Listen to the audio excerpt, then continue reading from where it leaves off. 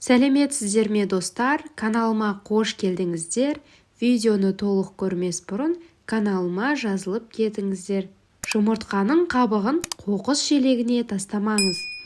Әрбір әйел 30 жастан кейін өзіне күтім жасауды бастамаса, жас ерекшелігіне қарай тері де босап салбырай бастайды. Алғашқы әжім іздерінің де көрініс беруі 30 жастан асқаннан кейін байқалады. Бұл кезде бет терісіндегі эластик, коллагенді жоғалта бастайды. Сондықтан мейлінше жастық қалпыңызды сақтап қалу үшін жұмыртқа қабығының да зор көмегі бар екендігін біріңіз білсеңіз, келесі біріңіздің хабарыңыз болмауы мүмкін. Ендеше ас үйде жиі пайдаланатын азықтың бірі жұмыртқа екендігі белгілі болса, оның қабығына дейін пайдаға асыруға кірісейік. Қоқысқа тастамаңыз. Салатқа немесе қамыр елегенде, кейде тамаққа жұмыртқаны қосқаннан кейін қабығын қоқыс шелегіне тастамай кәдеге жарата біліңіз. Онымен бет терісі үшін керемет маска жасауды бастайық. Ол үшін жұмыртқаны тазалап, жуып алыңыз. Егер де сенімсіз болсаңыз, бүкіл микробтардан тазартып алу үшін сірке суымен де жусаңыз болады.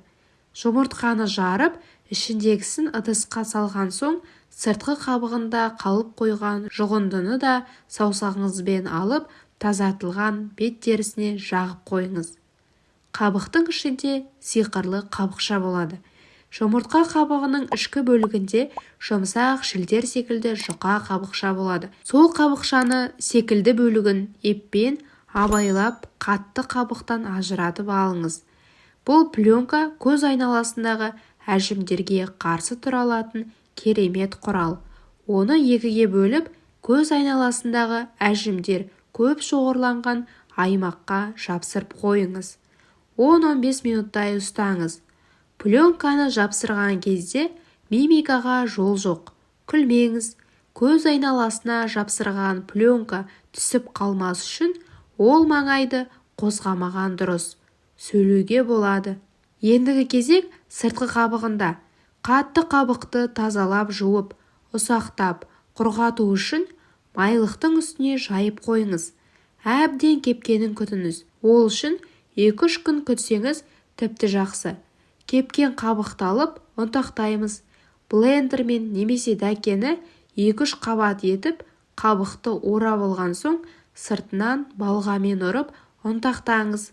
Кәдімгі ұн секілді болып, түйіршік қалмайтындай ұнтақтағаныңыз жөн. Себебі масканы бетіңізге жағу кезінде қатты қабықтың бетіңізді жырып, теріге зақым келтіріп алмасы үшін. Содан кейін бетіңіздегі ақуызды жуып тастайсыз. Бетіңіз құрғағанша маска дайындап алатын уақыт бар. Ол үшін бір ас қасық кез келген айранға 1 шай қасық ұнтақталған жұмыртқаның қабығын салып, араластырып алыңыз. Соңынан бетіңізге масканы щеткамен жағып шығыңыз.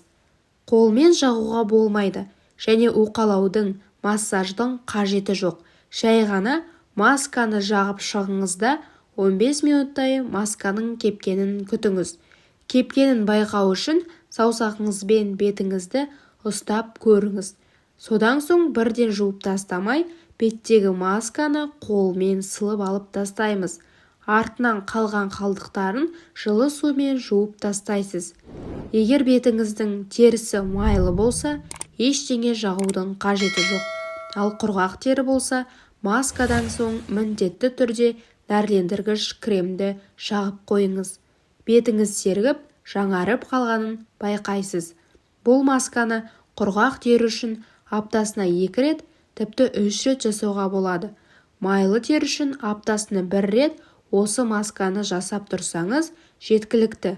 4 аптадан соң теріңіздің жасарып, әжімдердің тартылып, әдемі теріге ие болғаныңызды сезесіз. Қолдағы бармен ас үйде жиі қолданатын, бірақ біз көбінесе қажетсіз деп санайтын жұмыртқаның қабығымен-ақ керемет нәтижеге жетуге болады.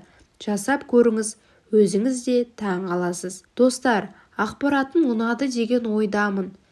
Тағы да осындай пайдалы ақпараттарды каналымнан көре аласыздар. Каналыма тіркеліп, Жаңа видеоларды жіберіп алмас үшін қоңырауша белгісін баса кетіңіз. Аман сау болыңыз.